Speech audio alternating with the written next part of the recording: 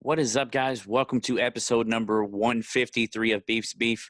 I'm recording a special one today because it's for my birthday, but it's also somebody that I looked up to as a kid. Was one of my favorite players for my favorite team, and I'm excited to do this interview. We've been working on it for a little bit, but I'm pumped for it. But first, we got to talk about our sponsors. First sponsor, Crystal Lackey at Stockton Mortgage. Hit Crystal up for any home loan needs, any mortgage needs, any refinancing needs, anything that goes into the home buying process or refinancing process. Hit up my friend Crystal. You can get in touch with her at 502-615-0743.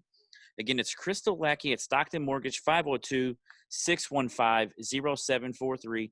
Stockton Mortgage is an equal housing lender, 8259 Crystal Lackey, MLS number 1735979. My other sponsor is, of course, my friend Isaac Thomas at Dellium. Again, I'm getting better at the point. There it is. Boom. Dellium. Dellium Clothing, spelled BDELLIOM. You can find them on Facebook, Dellium Clothing, and on Instagram at Dellium Clothing. Dellium is a men's and women's minimalistic brand that focuses on modern aesthetic and quality. Everything comes pre-shrunk, so you don't have to worry about anything shrinking when you put it in the dryer. And you can find his stuff at his men's line now at him Gentleman Boutique in downtown New Albany. Make sure you go and check that stuff out. He puts together some great clothes. As you can see by the shirt here, boom, simple but clean. It's nice. Dellium Clothing. Now, to introduce my guest for today, some of you guys may know him from his radio show now, Middays with Marques Maybin. Some of you guys may know him from his playing career for the Louisville Cardinals, which is where I first knew who he was. But, I mean, this interview is going to take you from all the way through his playing career. You guys know how I do it. I take you through his playing career and what he's doing now and everything in between. So, guys, without further ado, Marques Maybin. All right, guys, I'm here with Marques. How's it going today, man? Real good. The weather's kind of changing, so it's getting cold. So if I look a little chilly at the moment, I'm sure some of these questions will warm me up a little bit. For sure, man. I appreciate you taking time out. We've been trying to get this together probably since I shadowed Brian Hall at your show. Was it last Louisville Live? I mean, that's when we kind of first talked about it. Man, listen, it's always a blessing if you're busy, though. You know, like I said, like I said, it's always fun trying to track, everybody get on the right schedule. But if you're busy, that means you're doing something right, in my opinion. Absolutely. So let's get into it. So you grew up in Clarksville, Tennessee, not very far distance from Louisville, but growing up, like, who was your favorite player? Like, who was it that you, like, in the driveway was like, this is who I want to be, this is who I want to make my game after? Well, you shouldn't say I grew up in Clarksville, Tennessee, because my parents my dad was in the military. He's a pilot. So I lived everywhere, like literally. I lived in Germany, I lived in California, I lived in Alabama, North Carolina, Texas, countless places. You know, you moved every 2 or 3 years. So it was, whichever players were in the area or something like that was more my favorite. So Clarksville is where was where my father, he transferred to Fort Campbell. So Clarksville was like my last hometown. But yeah, I never want to leave out the Ashevilles and the other places, So yeah, Clarksville, is listed as hometown, but I lived a whole lot of different places. So you move it around like that. Was that tougher for you to make friends, or was it because you seem like a pretty outgoing guy just from hearing it on the radio, or was it something that made it easier for you because you're like, well, I'm already kind of used to this? Yeah, most military brats usually don't have a hard time adjusting to new environments. You know what I'm saying? The culture shock is when you find out that everybody's not doing this. You know what I'm saying? Like you get to a certain age and you move places and everybody has like a ton of cousins in the area, and then you realize like this whole family has been here, their entire lives or something like that. So it's kind of a culture shock when you find that out. But like I said, once you get past that, you realize you kind of got your quirks, and a lot of times you usually don't sound like everybody. You usually got accents that you've picked up along the way, everywhere you live. So like I said, it's always a couple little quirky things like that. But for the most part, like I've never really had any problems like adjusting to new places. One of the things that I've liked here recently is the fact that you've started your YouTube channel and you do your Midnights with Marques Maybin, which we'll talk about later. But during some of that, I've learned a lot of things about you that I even what I would consider an avid fan of myself, I didn't know. Like the fact that you grew up with, or that you played AAU basketball with Sean Marion and Trenton Hassel, which is phenomenal. Like, did you guys? First off, I want to hear a good story about you three playing together. Like maybe a game that you all busted somebody or something. And did you guys ever like try to like maybe make yourself a package deal, or was it just like, hey, we'll try if something like that happens? We actually did flirt around with the idea a little bit, and it's funny. We started with a team called the Clarksville Magic. That was one AAU team we played on all together. But what happened is, okay, Clarksville, for the size of Clarksville, it probably should have been one school, max two, right? Because we're competing, at a 5A level, and when you go to like Nashville or something, it's a lot more students going to one school, so it makes for like myself, like we were all at like 3 different schools at the time, which is like what's the size of Clarksville? Like if you had to compare it to somewhere around here, like what would you compare it to? Clarksville's probably 4th largest city in the state of Tennessee. I mean, maybe Owensboro, but I don't know, because the military base kind of skews the numbers.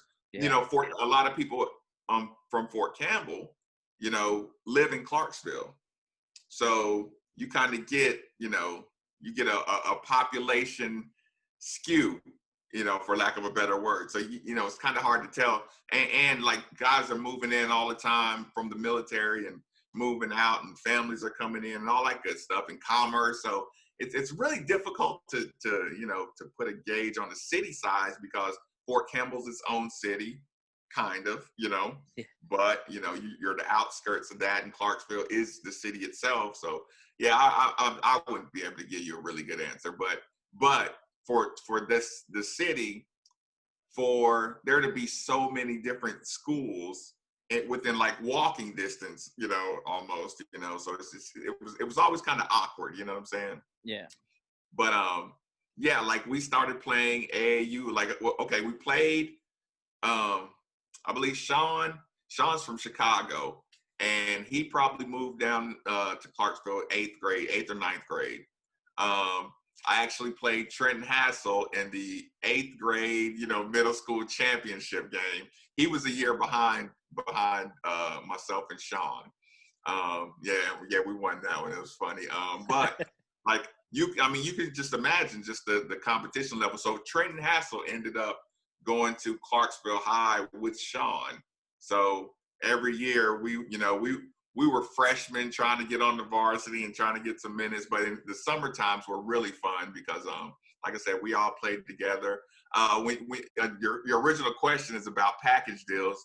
I do remember, around that time, I don't know if the idea came up around AAU or maybe some coach kind of floated the idea out there, but the only way we were going to be able to play together is if we all just went to Clarksville Academy.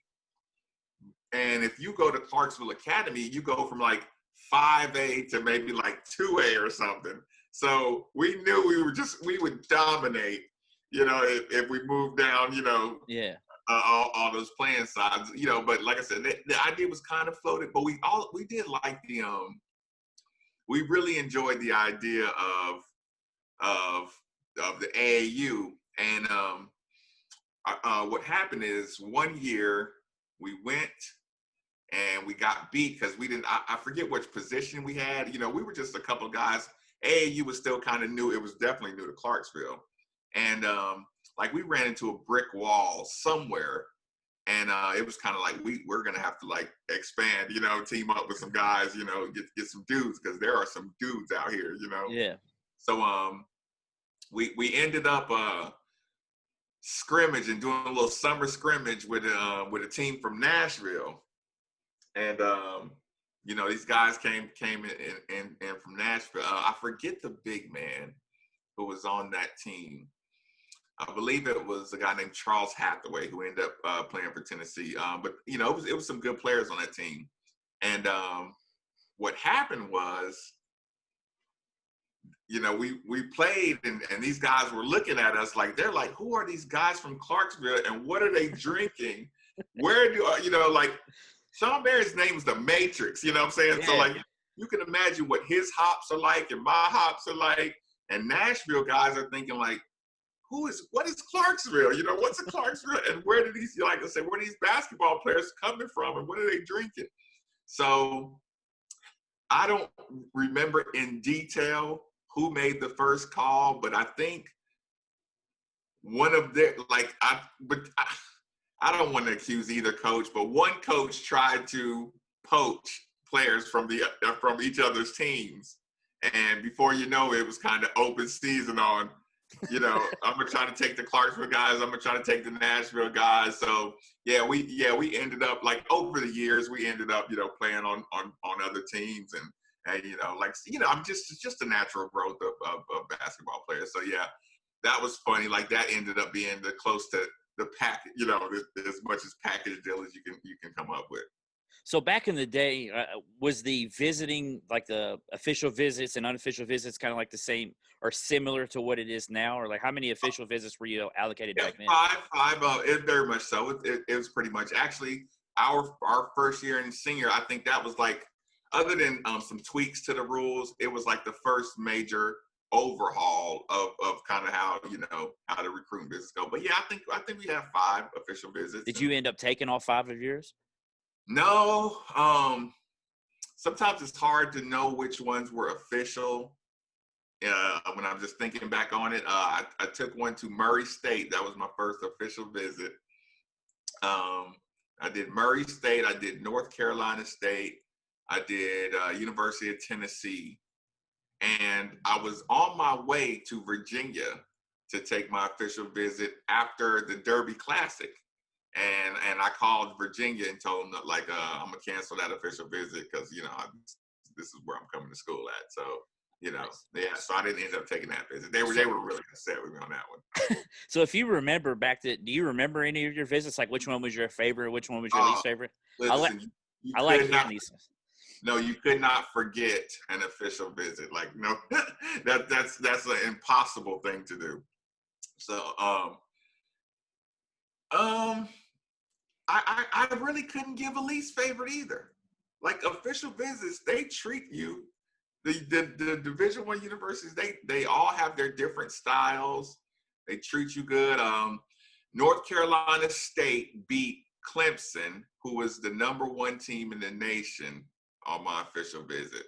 Wow. And they had one of those student sections, kind of like,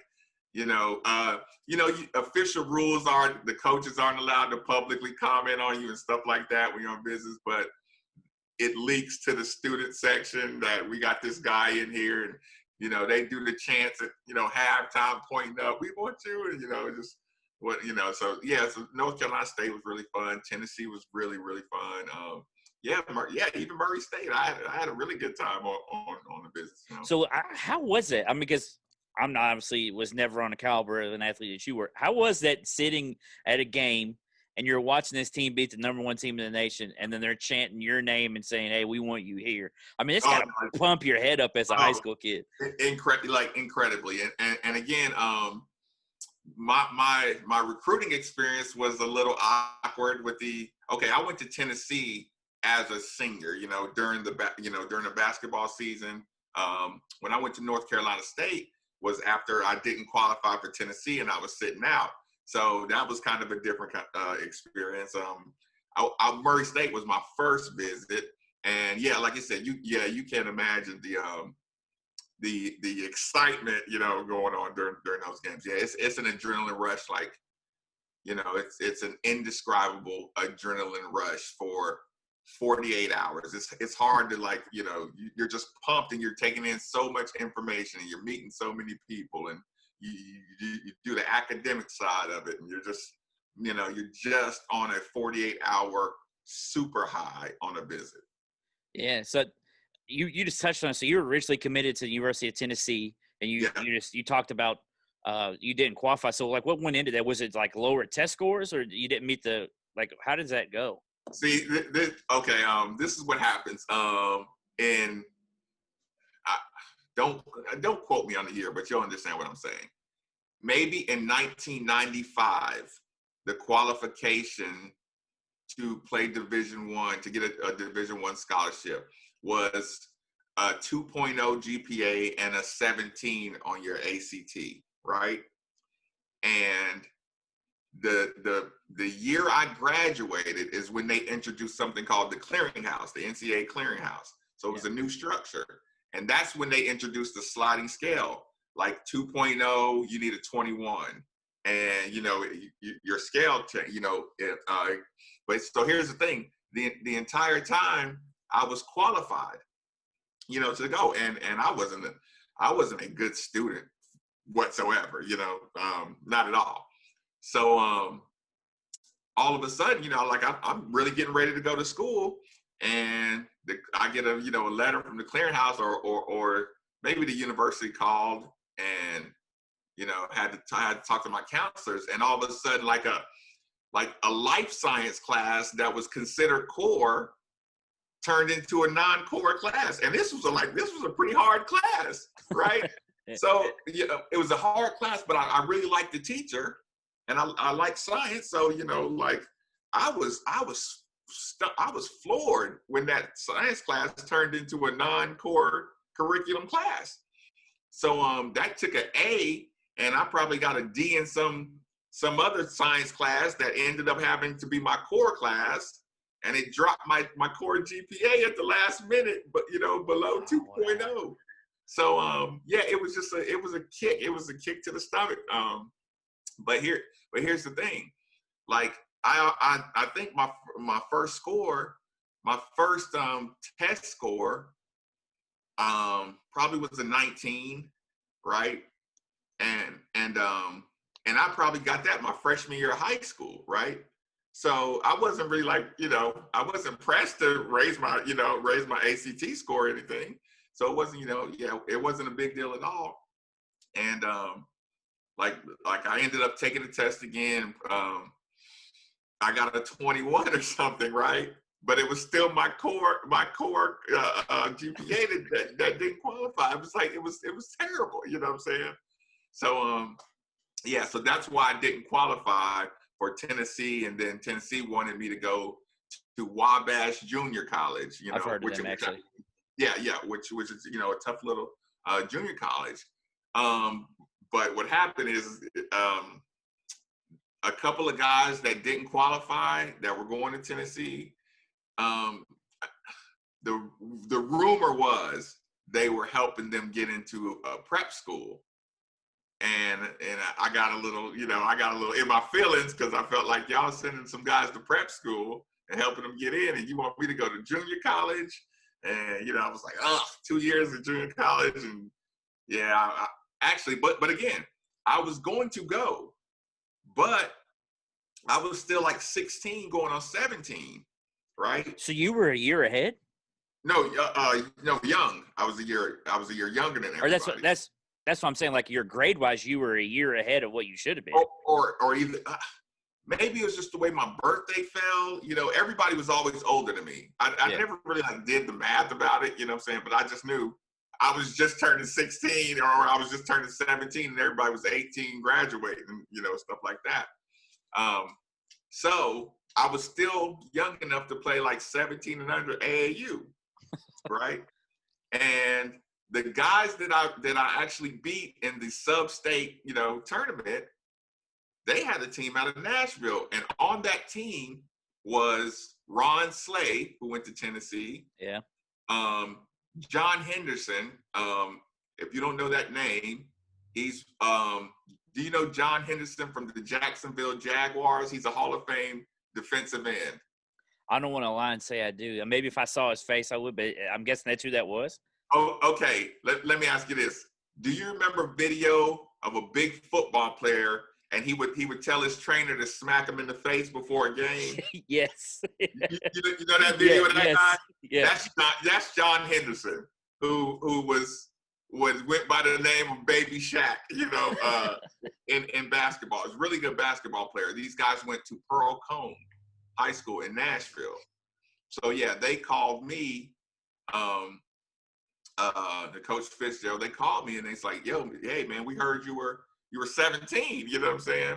And I, would you play with us? And I told them no, now I'm going up to Wabash and blah, blah, blah. And, they kind of asked me a couple more times. They were like, listen, just come down here, play with us for a day, work out with us. And, we'll talk to you. I think I told them no 2 or 3 times. And the guy finally said, like, listen, you don't have anything to lose just playing some basketball with us. Yeah. We can go to a tournament or whatever. So I ended up playing with those guys and, and had a good AAU summer, to say the least. So you just touched on a little bit. So you came up and played in the Derby Festival Classic, and then that's where you called Virginia, where I remember you said the other night on YouTube that you were actually flying out of Louisville to go to Virginia, and you called them and let them know. So when you came in for that Derby Festival Classic, did you get to visit Louisville when you committed to it, like after the game, or what did you end up doing? I'm sorry, I left Louisville off I did take an official visit to Louisville as well. Somebody put out a video the other day of Louisville versus Boston College. So it was the Dewan Week senior year. That was actually my official visit. It was a double overtime game but I came like during the Christmas break where there wasn't like people on campus and stuff like that. So like, and I think after that time, and I ended up committing. I think that's when I played in the Derby Classic. But I wasn't committed. But I really did like Louisville, when I came up here. So did you end up coming into campus a little early? Yes. Yeah. Oh, I just had to get out of Clarksville. Okay. So I don't want the timeline to get messed up. You got to think that entire year I sat out, like my the year. What would have been your freshman year at Tennessee? You sat that entire thing out. Yeah. Yes. So I was in Clarksville just playing all the time, wasn't really doing much. But the reason I ended up sitting out is because it's so much to these stories. It's just so easy to miss. And I can understand how you like to say the timeline has to be squeezed together. Okay. I played with the AAU team, right? I play well. My story kind of gets out. People are asking, who is this guy? Y'all got, whatever. So I actually, playing with that team, I set a couple records in the Adidas Big Time tournament, the AAU thing. So if you look up Adidas Big Time, you can see my name with some Kobe's and Carmelos and some, and some look. I think I just got a record taken down, maybe 2 or 3 years ago. But yeah, it just for fun. Sometime you can look at Adidas Big Time tournament and see some of my numbers. But point being, some schools started asking around, like, who is this guy? What's his deal or whatever? And they look at my grades and they say, wait a minute, like he has a 21, he has like a 19 and a 21 on his ACT. And they're like, did somebody take that for him or something? Because how could his core GPA be so low and his test score be so high, what I'm saying, for basketball guys?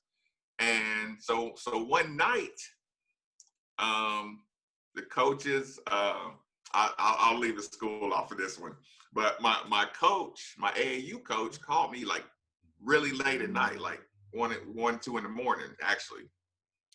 And said, come downstairs.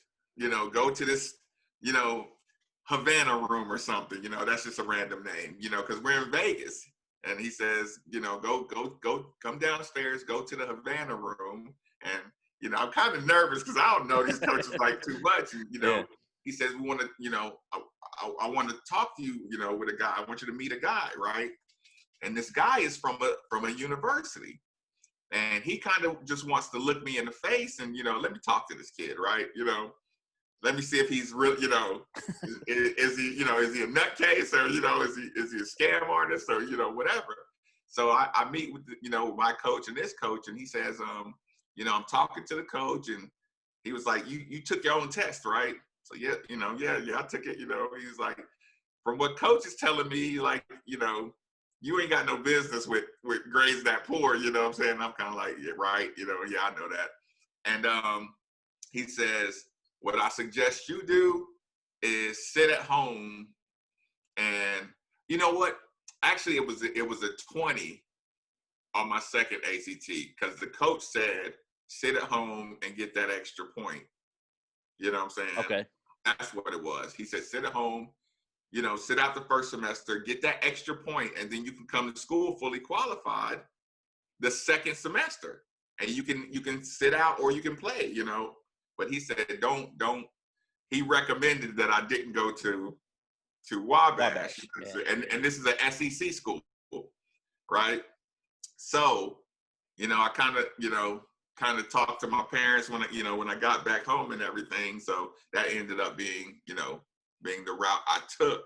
And it was funny, out in Vegas, one of the final days, the Tennessee coach showed up and kind of like put his hands around me and kind of like walked me in front of all the coaches in the whole place to say, yeah, this is still my guy, you know what I'm saying? But by then, our relationship was kind of broken So, up. I mean, would you say your relationship kind of soured because of what they did by getting those other guys into the prep school? That was pretty much what kind of broke it with you guys? 100%, yeah. So, like you said, you came in a little early. So did you get to see the season before? Or were you even on campus at that point, or did you not come? No, when I say early, we're talking about just the summertime early. Like okay. Yeah, like not like during the year when students were there or when the season was going on or anything. Because if you think about it, man, you being on the team the year before, like, they already should have beaten – because the year before you came there was when they should have beaten Tim Duncan, right? No, it was the year that was 2 years before. It was the year when DeJuan got hurt in the NCAA tournament in the Elite Eight. Oh man, yeah. So many. I don't know. I don't know. BJ and Alvin and those guys were really good. I might not have saw the floor. Those guys, they had it going. They could really play.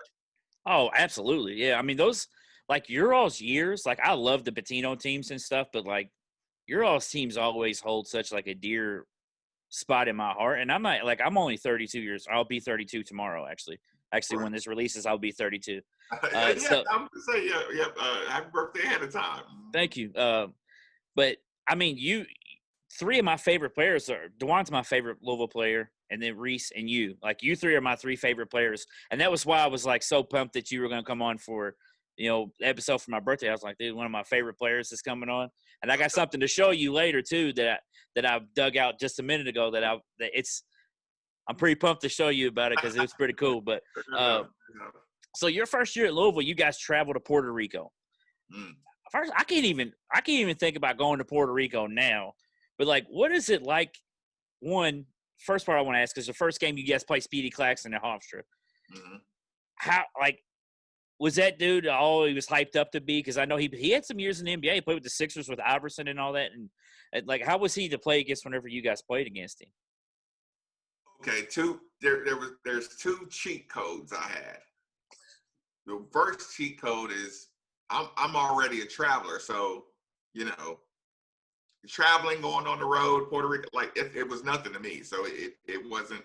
I wasn't bright-eyed and bushy-tailed about going anywhere, getting on the plane, And the other cheat code is my first year, you still have Damian Dantzler, Alex Sanders, Nate Johnson, Tony Williams, all who played on the previous year. So they didn't have, okay, they respected every team, but they're coming off an Elite Eight.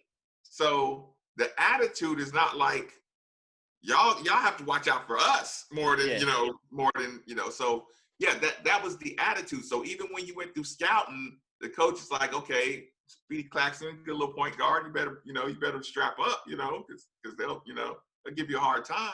But there wasn't much off factor with my teammates or anything. So it was kind of like, I enjoyed how, it was a smooth transition on getting in there. Yeah. So did you guys get any free time to like do any stuff while you guys were there? And like, was there any good stories from when you were in Puerto Rico? So I feel like college age students out of the country in Puerto Rico, I feel like something, at least one funny thing had to happen when you were there. Yeah. I mean, well, like again, I wasn't, I wasn't too active. You know what?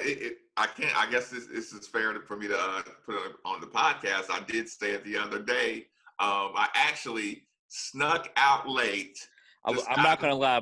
I was hoping you would tell this story. I didn't want to. Okay. I didn't want to pull it out. This is the story I was hoping you were gonna tell. Oh, okay. Yeah, absolutely. Like, we're in Puerto Rico. I have an adrenaline rush like no other because I actually started. And you don't know if you're actually going to start it or not when the rubber meets the road. So I ended up sneaking out past curfew, past bedtime. But it was one of those things like, I just got to get out. Like, I'm up and I'm just dying in this place. And I just got so much energy. So I end up, going downstairs and kind of looking around and just kind of sightseeing, like, no big deal. Like, I'm not doing anything to get in trouble, I'm 18. So I ended up turning to the side after I go into this room, to see what all the hustle and bustle is. And there is Coach Crum sitting there playing cards. And I'm telling you, I thought my career was over before it even started. Cause and again, we almost looked at each other simultaneously, right? And like I said, my heart stopped, I froze, and he looked up and he just had this big smile on his face. And he was just like, how's it going? You know what I'm saying? And I was just like, like, I didn't know what to say. And I thought I was going to die. And again, I didn't know had I known his history and knew he enjoyed, playing poker and stuff, I would not have went near that room, you know what I'm saying, at all. Like, I'm assuming Coach Crum is just in his room sleeping, but yeah, if I would, like I said, I don't remember if it was like slot machines and poker places. Like, I don't remember the particular setup, but I just remember running into Coach Crum down there. And after he smiled, it was like, first of all, I went straight back to my room, but I felt so much more comfortable with him, you know what I'm saying? Because it was like, okay, we're good. You know what I'm saying? He's actually a nice, human. It's not coach and, taskmaster, or anything like that. So yeah, my heart skipped 6 beats that moment. But yeah, like I said, I didn't think I'd ever see the basketball floor again when I ran into him. So yeah, that was Puerto Rico. Hearing that, because I can't ever get the perspective like you have as a player. I've met Coach Crum. I guess I would consider us friends now. Like, when we see each other, we say hello and everything. But like, I've never had the relationship that you have. Like, how would you explain the way he coached? Like, you see people like Bob Knight who, is throwing chairs, and it's just all that. You see Coach Pitino who demands. Like, what would you say his coaching style was like? And what was your favorite thing, I guess, about Coach Crum as far as like the way he coached you guys? He's just a teacher. He's a teacher. He's teaching all the time. I mean, a guy that smart, he doesn't even, like, his personality. He doesn't even need to have personality because he's naturally, like I said, he's naturally a good communicator. And he's so smart about the game of college basketball that there's you don't have to bring in a bunch of other stuff. He's a gentleman who knows what he's talking about all the time, so you might not appreciate it at the time, or you might not believe what he's saying at the time, but over time, his rights far outweigh his wrongs. And so, like, he earns your trust, you know what I'm saying? And you earn his trust over time. And again, I stood on the right side of him for 4 years, and every time, and every time out, so it's just like, yeah, he's just a consummate teacher. That was something that I never knew until you said that the other day. Can you tell, like you said, that every player had to stand in a certain position? Yes. Every huddle, if the coach is here, the 2 guard is to his right, the point guard is to his left, forward, and the center stands in front of him. That's the setup. So you can be jogging off the floor and you just circle around, you know what I'm saying, to go to your spot. Like I said, it's everybody had lanes on fast breaks, and just you had spots for, so it was just, I mean, the more positions you knew, the better off you would be, in his offense. Your opportunities would always increase by knowing, every position. But he was more execution of everything than anything. I mean, hearing something like that makes me think, like, his practices must have been, like, timed out, like, to the second, it seems like, if he was so meticulous on just like a timeout. No, because the reason I say no is because there weren't a lot of different things you did. Like, preseason, you would be running the plays without a basketball for hours, like the camp would be the same. He would draw, they would tape some X's on the floors and different positions, and you kind of just ran your routes, you know what I'm saying? Even without a basketball, you would do some conditioning, run suicides and run all your conditioning stuff. And you ended up, he would make you look or pump fake at all the options during the practice. So imagine all preseason, you're just doing that kind of stuff and conditioning. So your execution is second nature by the time you get to the season. And the reason you get in a doghouse, because it's like, if you spend a whole week running the same patterns, and I mean, eventually he would add wrinkles to the patterns, but there was a basic, 5-play set, saying that you just had to learn all your options to the set. So every practice you would run your offense, and then your wrinkles, and then your zones. It was really repetition and execution of the repetition. So, but it wasn't a lot of different things. It was just maybe 40 minutes of this, 40 minutes of, zone, and then 40 minutes of live, but he was using it all for teaching basketball.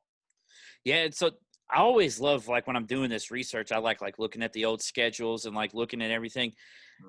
One thing that Coach Crum is always known for was his difficult schedules. Right. So just looking at your freshman year, you guys played a typical Coach Crum schedule. You guys played number 3 North Carolina, number 6 Purdue, number 15 Arkansas, number 18 Ole Miss, and number 4 Kentucky, all in the first month of the season. So you coming in as a freshman, was that intimidating to start your career like that, or was that just like, hey, I'm a competitor, I'm ready to ball against anybody, it doesn't matter? Oh no, I came to Louisville because, like I said, the 24-hour access to the gym and the number 1 schedule in the nation were the 2 easiest selling points for me as a recruit.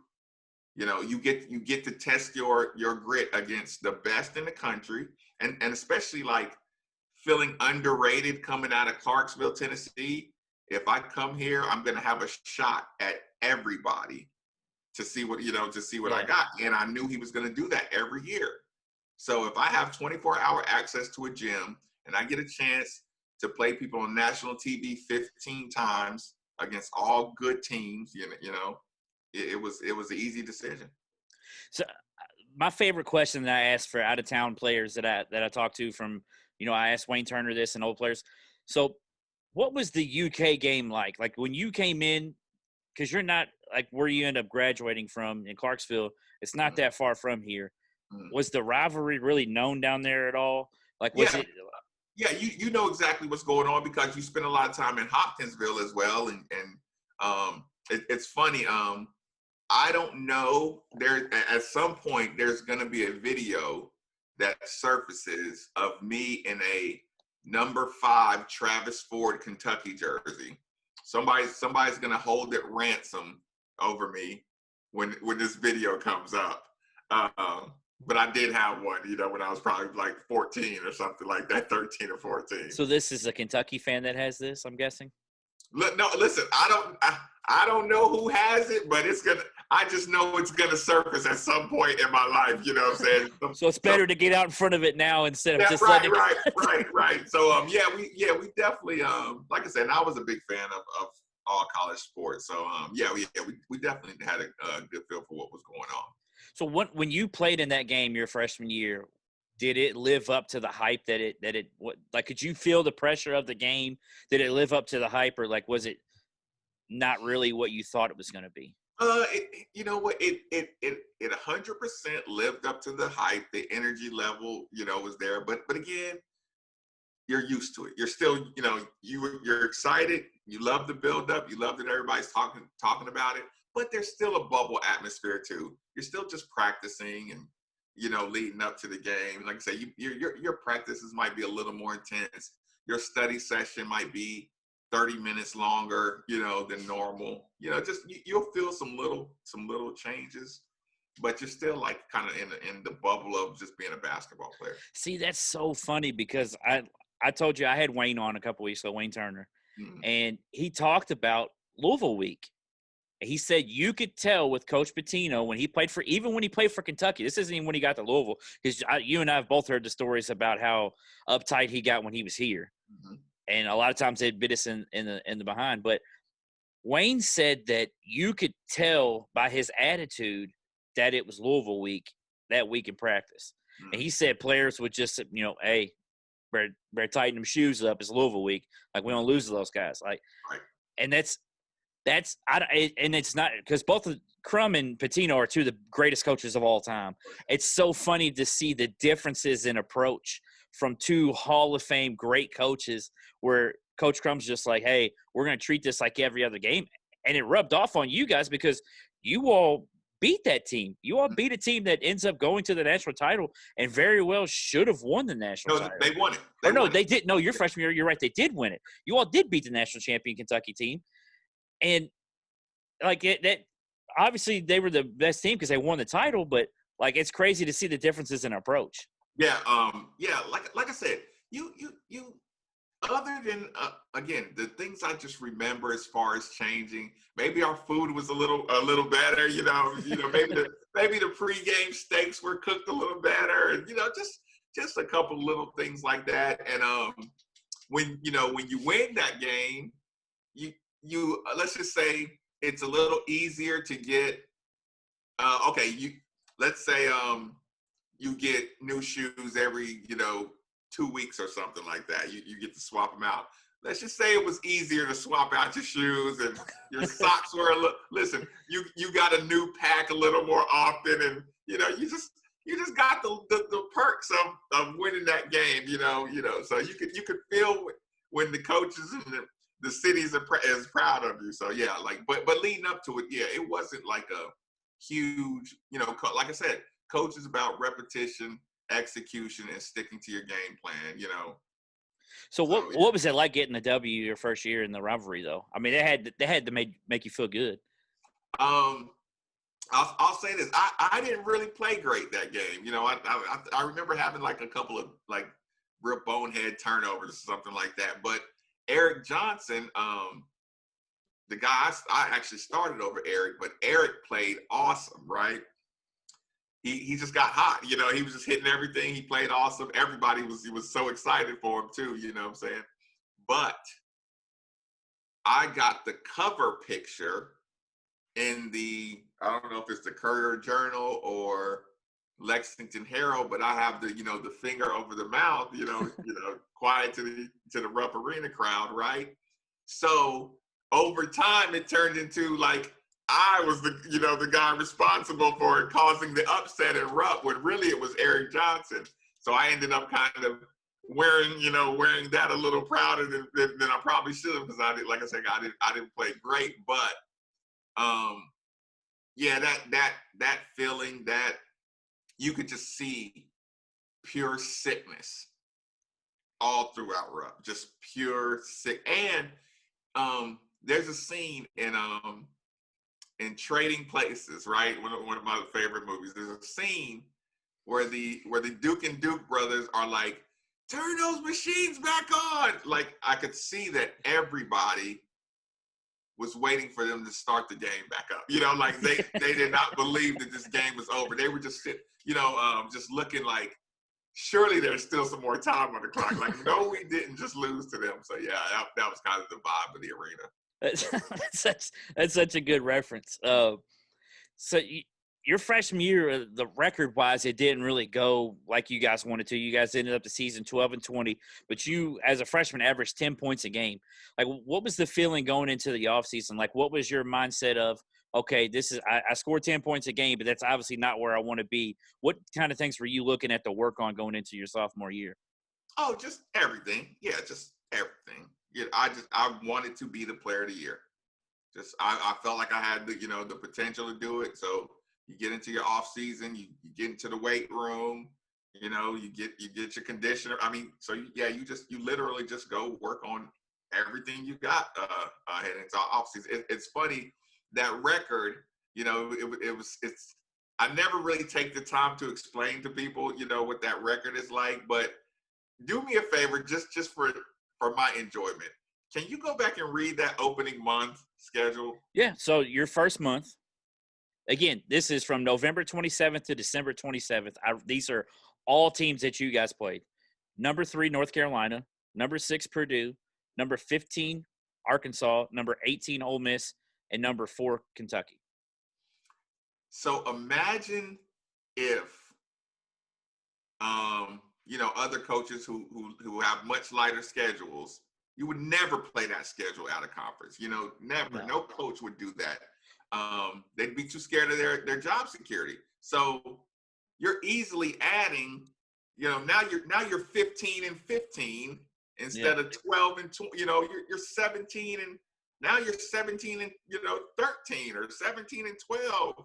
If you swap most of those out, and again, like, those were years where even Conference USA, Cincinnati. Yeah. So you had, like, the people didn't understand, like, this is a tough schedule for Cameron Murray, first year starter at Louisville, Marques Maybin, freshman guy, like, that was a tough schedule. I mean, I didn't complain about it. And a lot of times, like I said, I take the jabs and everything, but I don't really explain to, like, no, like, if Coach Crum took the new day and age schedules, like, you wouldn't be able to make those jokes about his late years at all. Yeah, I mean, that's something that's always frustrated me too, is hearing those people take jabs at Coach Crum and his last couple of years. It's like, I don't think you guys like that's why I specifically brought that up, because I know that. You know what I mean? But even if you do have that, I know the competitor that you are, it still didn't go the way you guys wanted it to go. Yeah, and even when you say the Puerto Rico shootout, you still have Georgia Tech and Illinois. Yeah. Matt Harpering and even Hofstra with Speedy Claxton. I mean, right. You're playing players every week. Right. And yeah, like I said, that just, I think on that record, that just counted as one tournament thing. But, it's a handful of teams coming out. Yeah, for sure. What was the biggest change as far as mindset goes for the team going into your sophomore year? Because you guys lose a pretty big piece in Damian Dantzler, who was a starter for, I mean, I feel like Damian Dantzler was probably a starter for at least 2 or 3 years. And so you guys lose him because he was a senior. What was the mindset as a team going in? It was just like, hey, let's plug the next person in and let's go. The mindset was Okay, so here's the thing. Nate Johnson was Conference USA Freshman of the Year. I don't know if he had the sophomore year he would have liked, right? So he was probably a guy who should have just go ahead and jump to the draft after his freshman year. Just because it was there, he came on strong, when he needed to. He was a guy, and when I talk about these things, it's kind of like sometimes you want to be the shiny toy instead of getting scouted out and playing over and over again, because that over time professional teams have a time to pick you apart, and they're looking for, before you know it, they're looking for the shiny new toy again. So I would say Nate was the shiny new toy.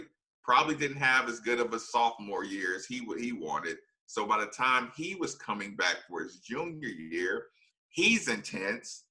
I'm intense going into the sophomore year. Tony Williams is playing better. He's intense, so everybody was just individually ready to have a good year. So, and you could just see in the workouts, like individually, everybody had aspirations just to be, big time players. And so early on in your sophomore year, you guys traveled to UNC. And what do you remember? Because I feel like probably growing up in your era, you were probably an MJ fan. I'm just taking a shot in the dark because it seemed like everybody kind of was. Yeah, definitely. What was it like? First off, what do you remember about that game? And second off, what was it like playing in the Dean Dome?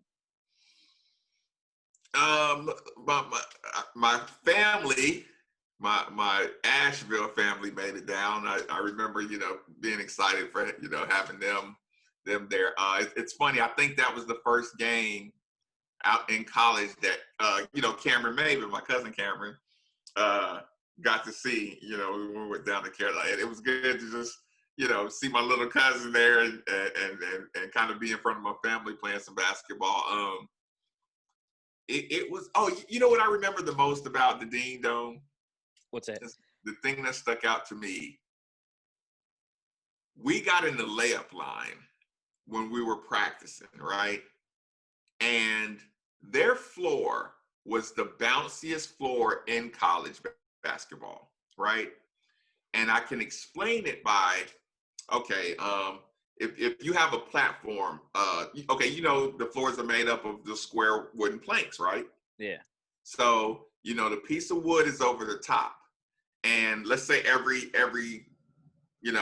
foot are the support, structures under the board, right? I think the North Carolina floor probably had 3 feet in between. In the structure of the floor, they probably had. So yeah. So when you hit that wood, it literally felt like a springboard.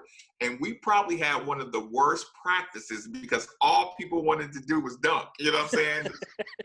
so yeah, everybody, you could just feel their floor. Like, what are we playing on here? You know what I'm saying? It was real funny. And if you had real grippable balls, because some teams played with the Nike basketball and some teams played with the traditional. Coach Crum always played with the ones we were going to use in the tournament.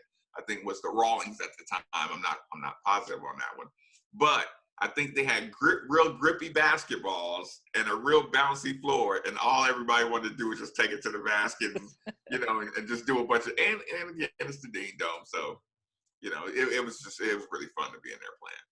Yeah, so you guys ended up losing, but it was a close game. And then 9 days later, you guys play at home. You guys are playing UK again, and you beat UK again in Freedom Hall. At this point, you're probably – I mean, you got to feel like, well, I guess this is just typical business. We're just going to beat Kentucky every year now.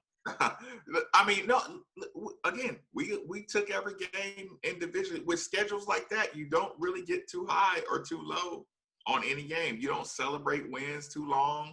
You don't get mad. I mean, your coach has you right back at it. You're still, the next day you're working on your press. The next day you're working on your out of bounds plays. A fan, like you're so removed from sports radio and barbershop talk and You know, like the most you get to hear from the media are the commentators when you go home and watch the replay, if you record it yourself, because in film room they don't play the sound, you know, of what the commentators are saying. So yeah, your athlete bubble doesn't really, you know, doesn't really allow you for celebration or looking ahead. You know, we got this game in a week, and like I said, as fans, as media, as adults, you know, we can see big picture stuff. We can see, you know, they need to win this many games, and what's their tournament seeding, and you know, I could count on half of a hand how many times we talked about tournament seeding before the week of the selection. You know, like never had conversations about getting a higher seed in the tournament. Like His mindset was just take care of business; it'll take care of itself. Yeah. Like coaches never mentioned it. Nobody ever cared. But here's the thing: like tournament seeding dominates sports, college sports. You know, talk. It always has. But as an athlete, you know, yeah, we were. But you have to admit, though, as a fan, though, you're looking at bracketology every week, just like I am now. No, it's awesome. You know, yeah. It's awesome. Yeah, we didn't look like we didn't know spreads. You didn't know tournament seedings. You didn't know predictions. You didn't know any of that stuff. Yeah. So one of the biggest things is that's an outlier when you look at a lot of these schedules, though, is the struggles that you guys had with Cincinnati. Mm-hmm. And what would you say, like, what was the biggest thing that gave you guys so much trouble? I mean, I guess the obvious answer could be just say Kenyon Martin, because Kenyon Martin, I don't think some people that really weren't as big as like sports fans back then really know how good that guy was, because they saw him in his New Jersey net and Denver Nuggets years, but they didn't see him pre-broken leg when the guy was literally unstoppable. But like, what would you say was like the biggest thing that made them like a mismatch for you guys that gave you guys so much trouble? Kenyon Martin gets the credit, but people don't realize Ruben Patterson, you know, was you remember he was called the Kobe stopper, you know, for a year or two, you know, like Ruben Patterson was a beast, you know. They had some Melvin Levitt, like Bobby Brennan, they had some guys. Steve Logan. Yeah, right. So Kenyon Martin got the credit because he was definitely the engine. And it was funny. I felt better all these years later. I felt so much better when Kenyon Martin came on my show, and he talked about how Coach Huggins, for Coach Huggins, Louisville was the target game, and so now you can add that to the sauce of you can lose to anybody except for Louisville. So imagine their built up hatred, like, you know, and Kenyon was talking about losing to Louisville and basically like having all their lives threatened, you know what I'm saying, and careers threatened, like if you ever lose to them again. So, you know, that was kind of comforting to know that it was more personal than just a good matchup. Just to give an example, what was the story you told about Melvin Levitt when he was guarding you? Oh, just listening to not just Melvin Levitt, but listening to those guys and their coach back and forth, screaming, hollering, cursing at each other. It was amazing. Like it was literally amazing. And again, it's funny. Somebody might say, you know, y'all look scared out there, and it's like, no, nobody's scared. You're just amazed that you literally don't know if the referee is going to call a tech on the Cincinnati player for cussing at his coach. Like that's like a game in itself, you know, a distraction in itself, to say the least, you know. But yeah, like, you know, if a guy's guarding you and simultaneously arguing with his coach and he's in the game, you know what I'm saying? But in hindsight, that was great communication. You know, we all cuss, we're all talking, you know, we're all got the same goal, you know, we just talk like, you know, you think they're about to kill each other at the time, but then you see, no, this is how they communicate with each other. This is how they talk. This is their family environment. So yeah, it was always kind of funny. So we just mentioned Cincinnati, but I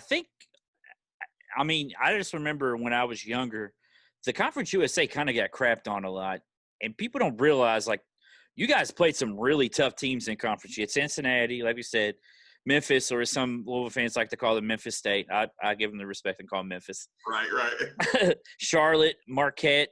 You even had some really good St. Louis teams. UAB would always squeak in some games. Squeaky Johnson, a little reference there for the UK fans that listen. How underrated was the Conference USA back then, in your opinion? Extremely. But again, that's a product of your rival working hard to discredit your conference and things like that. So some of these narratives that end up being, like, it's one of those things, like, it's said so many times that people just kind of like take it as word, and there's always a need to hold on to traditional structure. The Big East is the best, and guys year after year. I mean, it's just like football nowadays. Like watching Ohio State play 6 games, and they're still, it's just like, narrative. Like, your Conference USA just does not get but I mean, Louisville still got their respect, but it was kind of like a weapon to use. Yeah. If, against Louisville. Yeah, Louisville's good, but look at their conference. No one else in Right. their conference. Yeah, it was always frustrating to hear that. But so that year, you guys made the tournament, and you guys played a Creighton team with the future pro and Rodney Buford. Yeah. The first part of the question is, what went wrong in that game for you guys to take a loss to a team that I think you guys played that game 10 times. You all win probably 9 times. Yeah. You don't put them away. Yeah, you don't put them away, and they end up getting a couple of fluky and ones, and they get confident late, and then they realize they're in striking distance, and they got excited.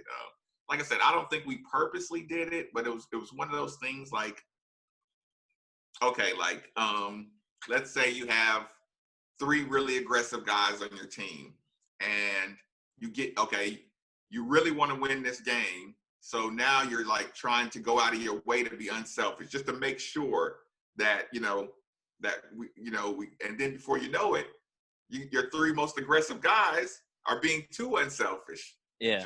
Trying to set good screens for each other. And then, and so it was kind of one of those things where you just kind of got off balance. I would actually say both of my tournament losses were more like, getting in there. And a lot of times, you get past the first game, and then you get into your rhythm. If anybody, if you watch a lot of basketball, you see a lot of teams that go into a lot of success and struggle in their first one. Yeah. And a lot of the coaches would say, get through the first one, hook or crook, and then your real team shows up. How did you feel about Rodney Buford when you all played him? Like, as that dude, just was he all that, or do you feel like you guys just let him get too many open shots early and he got too much confidence? He was a tough player, but we had guys to stop him. Like, he was nothing we hadn't seen before, but he was a tough player. We just, like I said, we felt like we had enough matchups, enough dudes, and we switched everything. So everybody was used to guarding a Rodney Buford, in most games. So after that year, your junior year, you guys get a stud in Reese Gaines out of Wisconsin. Mm-hmm. When did you know that Reese was going to be, a guy not only that was going to help right off, but just like that dude was going to do more than help? Like, that guy was going to be a key contributor. Basketball eyeballs take 20 seconds, right? So yeah, it doesn't take long to see, okay, this guy's a player, so it doesn't take a bunch of evaluation for most guys. Like I said, at Division I level, rarely are you surprised at how good somebody is after a day or two max. Yeah. Mm-hmm. So your junior year, you guys started off with a little bit of a struggle. Like, what would you say, like, went into that? Because you guys lost your first 2 games. You would have to tell me that. Again, like I said, I really do mean it when I say you're so, at the time, you're so locked in. You don't know records really. You don't keep track of that stuff. You're just in the process of improving. So yeah, a win and a loss. Sure, these are they're really cliche sayings, but when you're grinding, you don't keep track of wins and losses. Like you want playing time, and you're in the middle of doing what your coach says game to game, trying to get better, so you're not really like saying, oh, we dropped 2, so we got to win 1, or you don't really record count like that. So yeah, if you lose, you're just back to working on what you have to improve for the next game, who's on the scout report. Yeah, so there wasn't a real big picture macro perspective on wins and losses during my time, at least. Yeah, because you guys lost to Virginia Commonwealth, and then you guys lost to Xavier, and then you guys reeled off looks like 5 wins in a row: Georgia, Alaska Anchorage, Louisiana Tech, Alabama, and Central Florida, and then going into the Kentucky game. I will stop you and say you do realize that Xavier team, Coach Mack was an assistant or a grad assistant coach, right? I did the other day when you brought something up about it. Yeah, I did know that.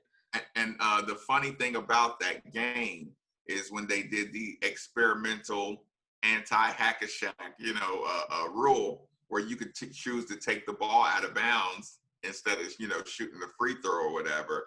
And Coach Mack just abused that rule. And it was awesome. You know what I'm saying? Like, in hindsight, it was awesome. But, I remember it being really fluky. And I was really upset about that one because I caught, they kept on throwing the ball in bounds. And there was one play in particular where I felt like I caught their hand in the cookie jar and they lobbed a lazy pass up, right? And I scraped it. I scraped this basketball. I was about to get this steal. I could hear their heart drop, because if I get this steal, it's a game changer. And I was so mad at myself because I cut my nails. You know what I'm saying? I trimmed my nails because I was scratching, and I feel like had I not just cut my nails, that I would have got, been able to get control of that basketball in that game. But yeah, like I said, I wasn't really number counting with the records. Yeah. So you guys traveled to Kentucky that time, and it doesn't really go the way that the other two had gone. Mm-hmm. So I don't really want to talk about that one because we don't like talking about losses to Kentucky. But I want to move forward to December 23rd, 1999. I don't know if that date. Do you know what opponent that was? Not at all.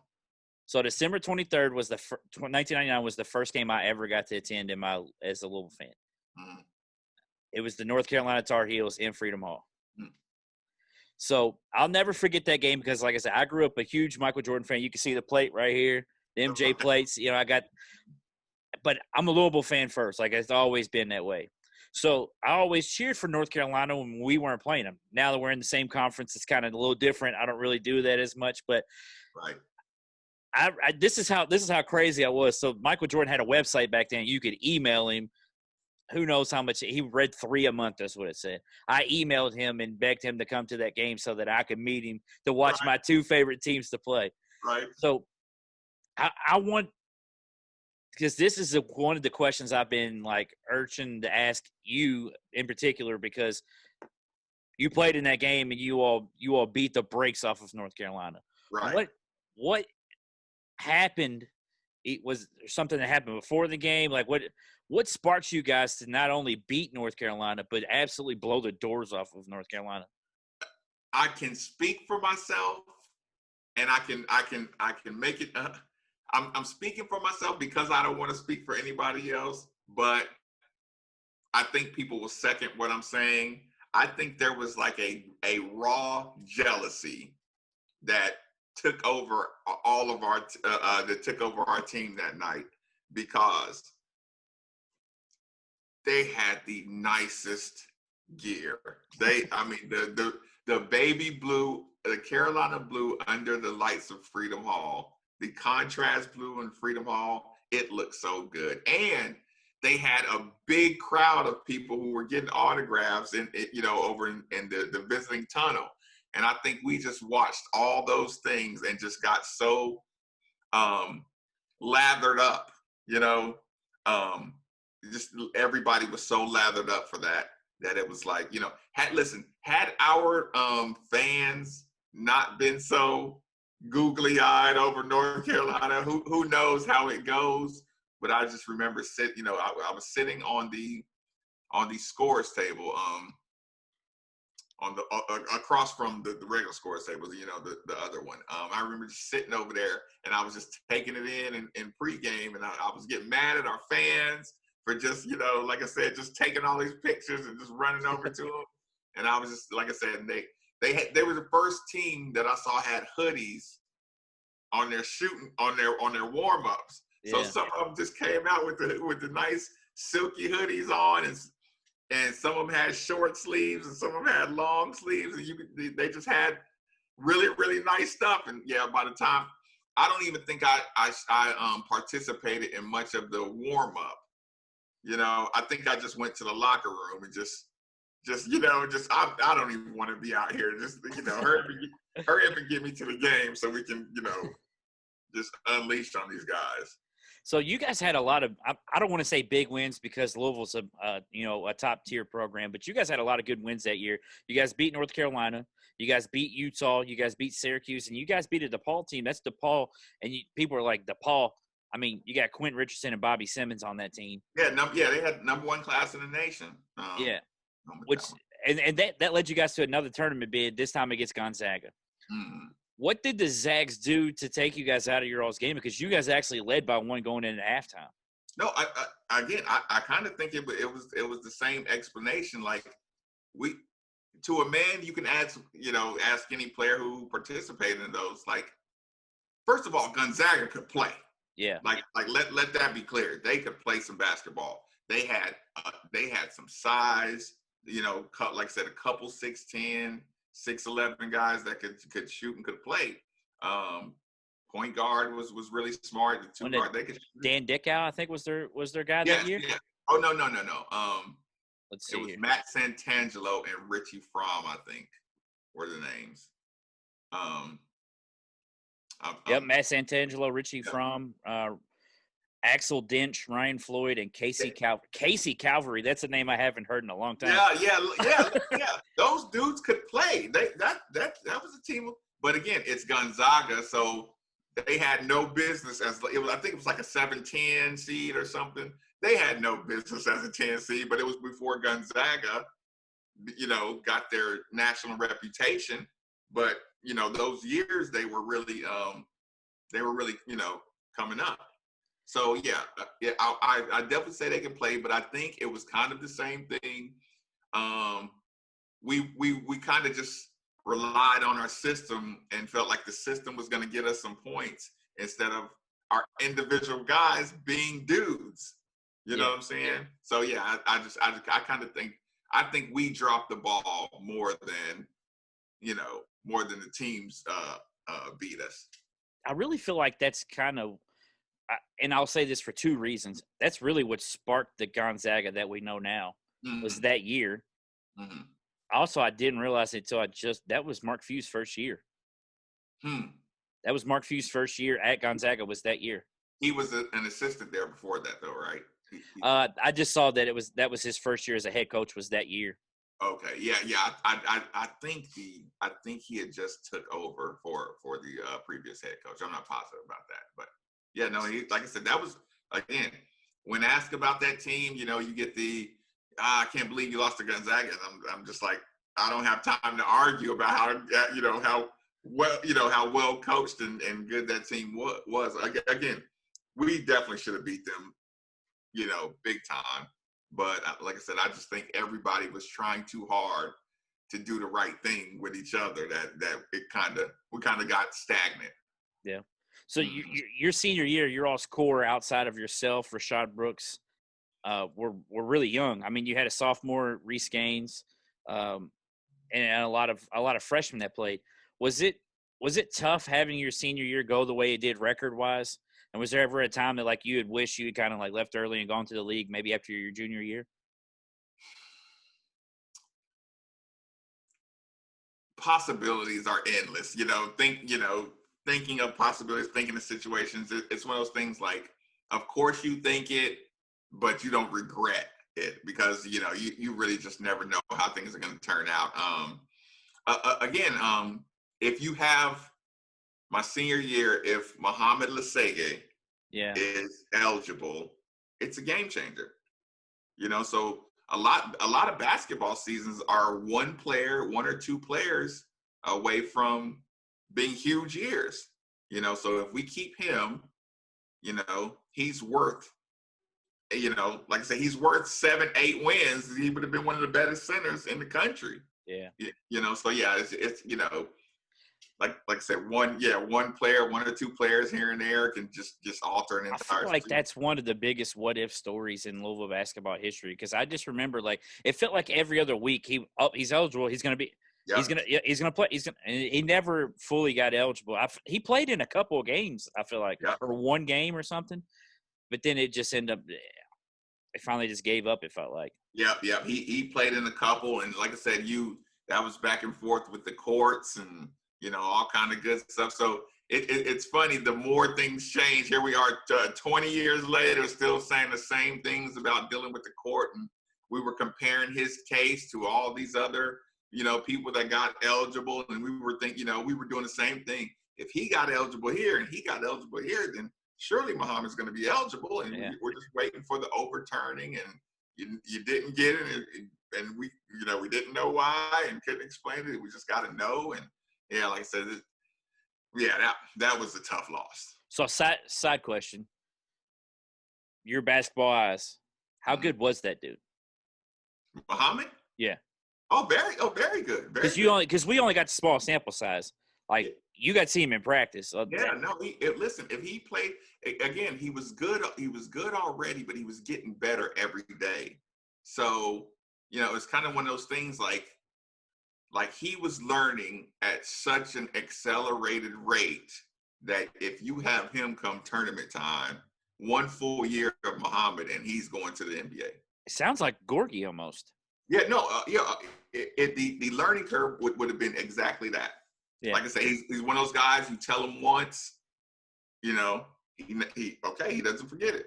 Yeah. So his learning curve, his learning speed was so fast that that was a tough loss. So I'm not going to let you, I'm not going to throw you guys under the bus again with the record. I'm obviously going to give the reasoning why your senior year went the way that it did.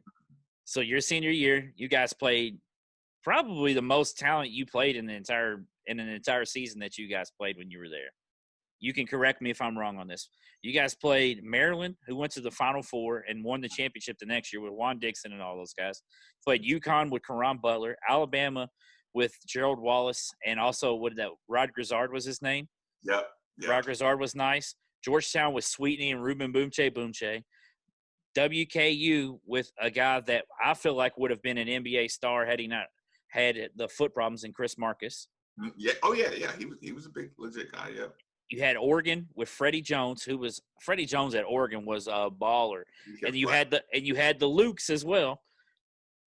And then you had, on top of that, you had UK and you had your conference schedule. So in your opinion, who was the best team that you played that year, and who was the best player? Karan Butler was nice.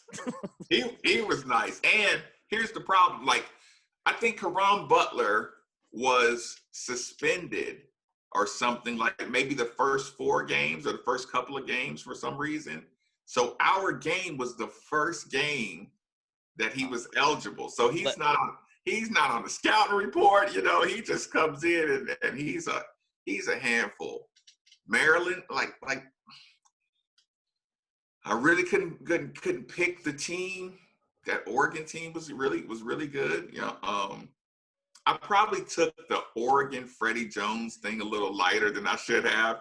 He didn't look as impressive on the video, but he was one of those guys, and seen him, in person. I was like, okay, this guy's he's a nice problem. Yeah. He's a handful. But no, yeah. I was, again, year after year, you hear those schedules we played, so it's hard to make people really stand out because you played the best of the best every year. So your last game of that season, it didn't just come with, the sadness of your career being over, but it came with the shock of the departure of Coach Crum. Mm-hmm. Someone who stays in constant contact with him, like yourself, I wanted to ask you, because I've never really gotten to ask from a person that's played for him's perspective. How do you feel like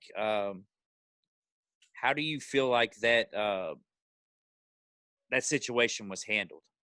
Like, do you feel like it was handled wrongly, or do you feel? I understood it from everybody's, point of view, if that makes sense.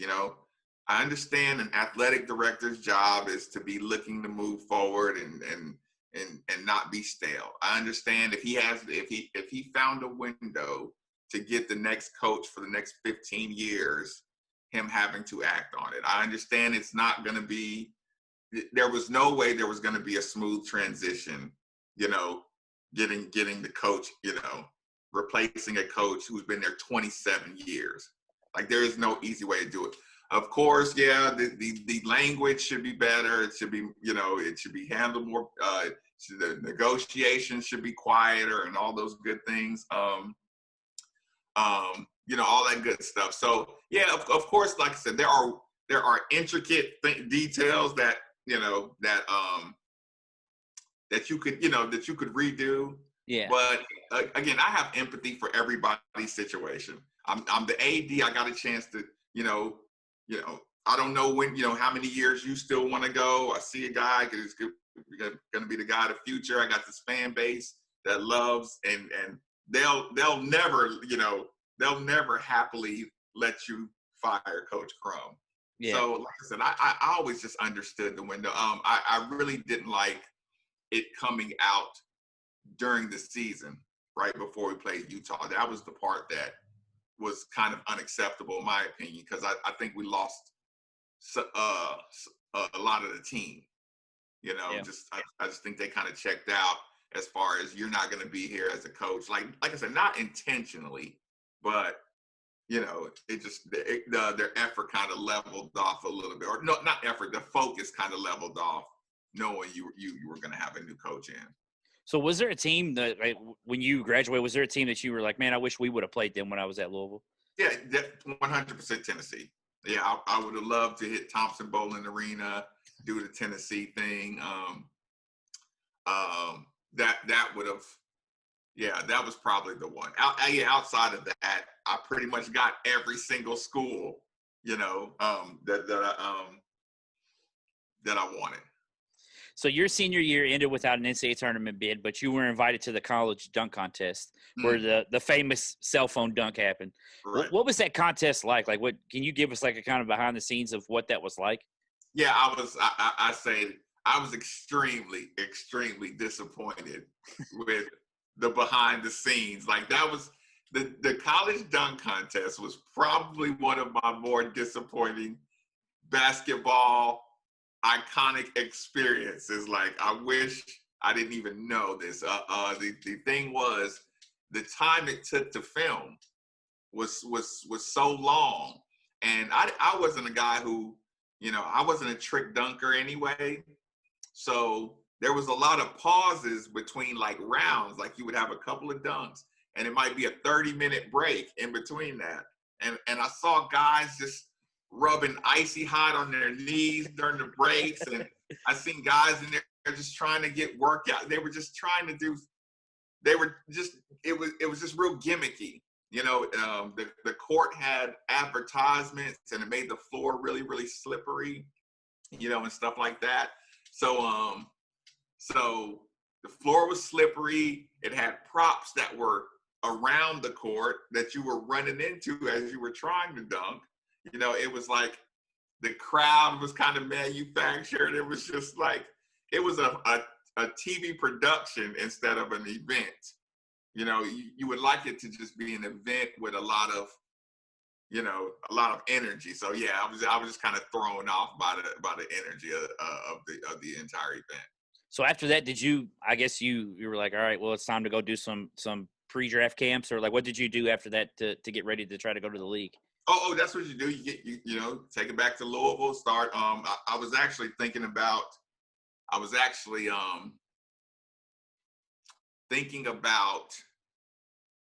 getting ready for the draft during the dunk contest, like thinking, don't get hurt, because you have to, start getting ready. you've gotten your invite that you needed. Now you have to get home. You have to decide on which agent you're going to go with, and that's a complicated transition that you're going into. But like I said, I felt like I was off to a good start. Just by getting invited coming out of the dunk contest. Sometimes I wish I had practiced some more tricky dunks or something like that. But in hindsight, I'm like, I might have hurt myself. Listen, do you want to make this a part one? Because like I said, it can be a lot longer, but you don't have to do the other thing. It's up to you, man. I can do 2 parts. It's up to you. Oh, okay, yeah. Let's pull the plug on this one and just make this a part one. You can edit it, as you see fit. You know what I'm saying? Go. And yeah, we'll definitely finish back up because, like I said, I feel like we're just flowing along, and this could end up being three more hours, and yeah, I got to do a couple other things. All right, yeah, let's do it. Okay, yeah, just